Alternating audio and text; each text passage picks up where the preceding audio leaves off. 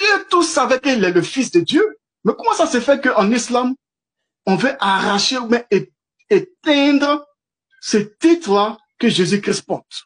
C'est pourquoi j'ai dit qu'il y a deux dieux et on doit savoir lequel est le véritable. Merci. Voilà, merci beaucoup, mon frère, mon pasteur. Merci. Donc, Ibrahim, laboratoire de DDR. Donc, vous avez votre 10 minutes.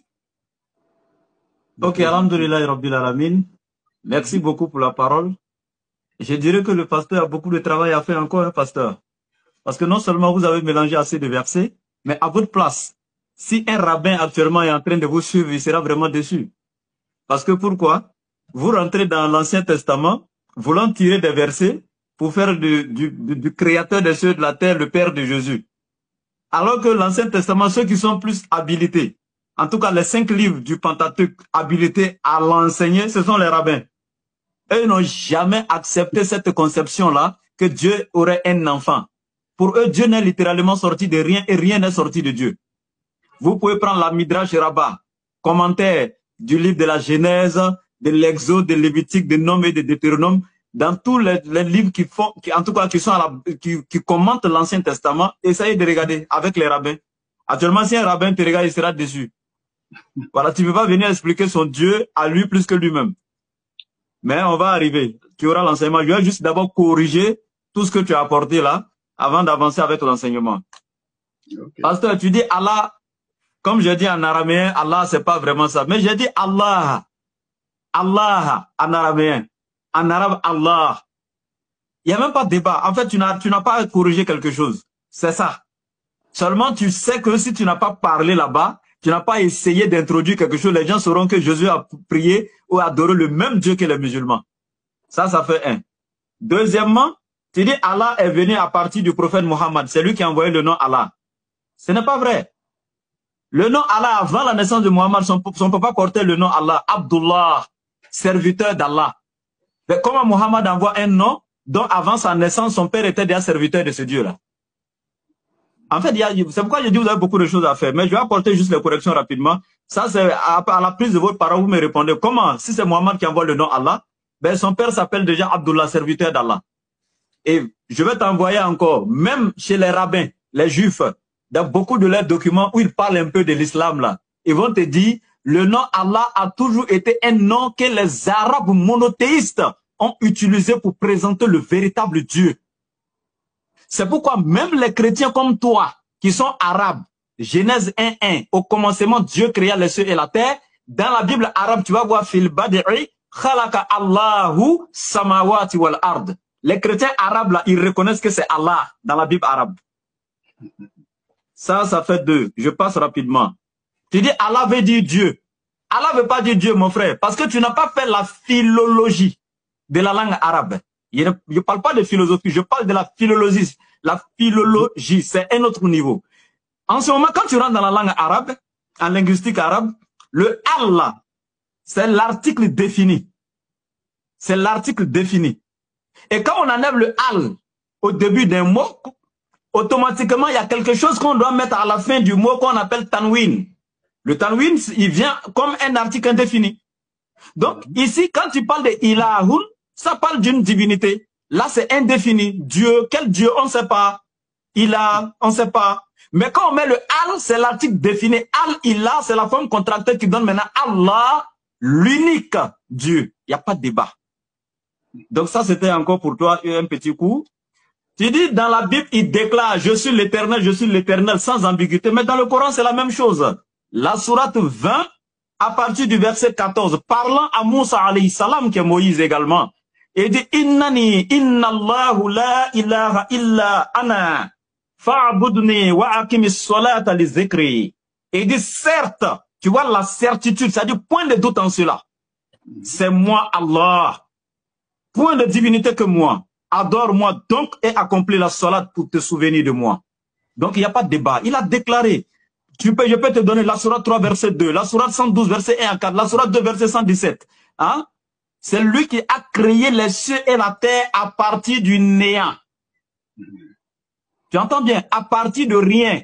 Ça dit qu'il n'y avait pas de modèle précédent. Il n'a pas imité quelqu'un. c'est lui qui, à partir du néant, a fait sortir les cieux et la terre et tout ce qu'il compose. Ça, c'est lui. Il n'y a pas deux, il n'y a pas trois. La sourate 32, verset 6 à 9. La sourate 31, verset 34. Tout ça, ce sont des versets pour toi. Après, tu vas faire des petites recherches dessus. Maintenant, je reviens ici pour apporter la correction toujours. Il dit, l'Éternel, c'est là mon nom, dans Ésaïe 42, 8. Mais quand tu voulais me refuter pour dire Allah n'est pas son nom, tu as dit non, son nom c'est Yahweh. Son nom c'est Yahweh. Mais après, tu vas dans Ésaïe 42, 8 pour dire l'Éternel, c'est son nom. Entre Yahweh et l'Éternel, quel est son nom? Quand tu prends la parole, tu m'expliques. Yahweh, c'est son nom ou c'est l'Éternel qui est son nom? Parce que lui, il dit l'Éternel, c'est là mon nom. Toi, tu dis son nom, c'est Yahweh. Tu me dis quel est son nom réellement? Après ça, maintenant, je te donne l'enseignement. Bon, ça, ouais. Et puis après, tu as dit, il est le Dieu d'Abraham, le Dieu de Jacob, le Dieu d'Isaac, etc. Mais Ismaël n'est pas cité, hein.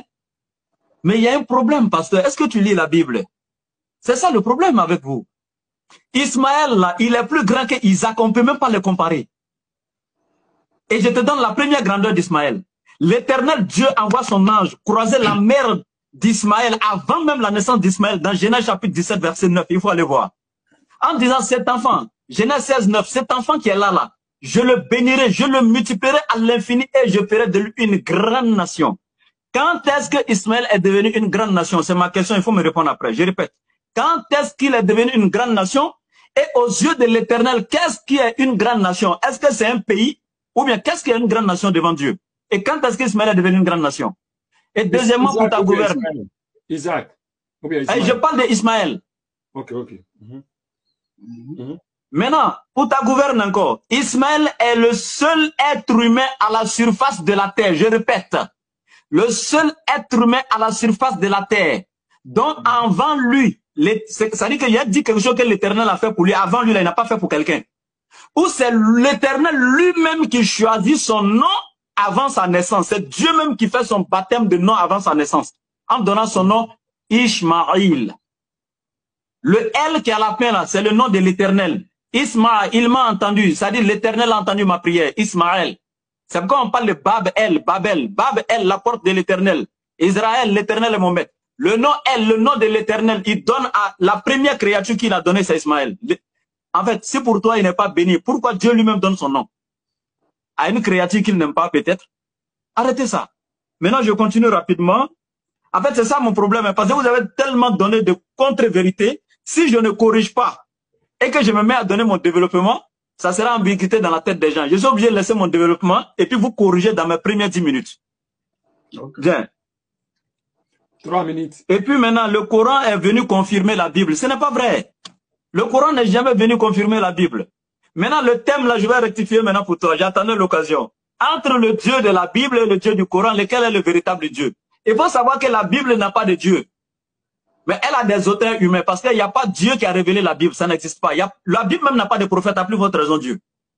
Je sais que Moïse a reçu la Torah, Isa alayhi salam l'évangile, l'Injil, Mohammed le Coran, Daoud alayhi salam le Zabour. Tu vas me dire qui est le prophète qui a envoyé la Bible? La Bible a été écrite dans l'espace et dans le temps par 40 auteurs.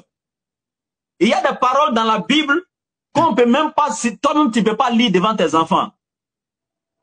Donc Dieu de la Bible, là, il y a la Bible, il y a des versets dans la Bible, nous reconnaissons des versets dans la Bible qui parlent de Dieu, mais est-ce que la Bible elle-même entièrement a été révélée par Dieu? Non.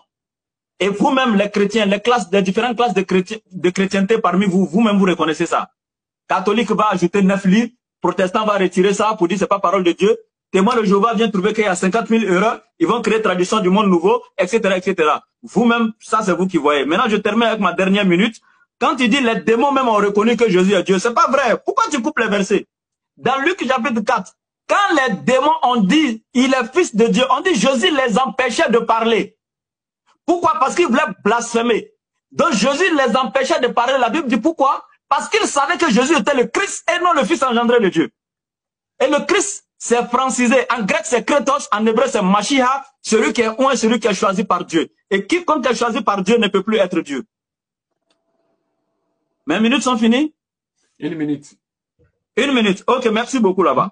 Donc, ça c'était à ce niveau. Maintenant, je te dis, dans ton introduction, tu as dit que le Dieu que tu veux présenter, il est Dieu le Père, il est aussi Fils et le Saint-Esprit. J'aimerais que dans ta prise de parole qui est là, Tu me montres un seul verset dans la Bible qui parle de cette Trinité-là. Dans l'Ancien Testament comme dans le Nouveau Testament, qui dit que Dieu a occupé 3 fonctions. Il est Père, il est Fils, il est Saint-Esprit.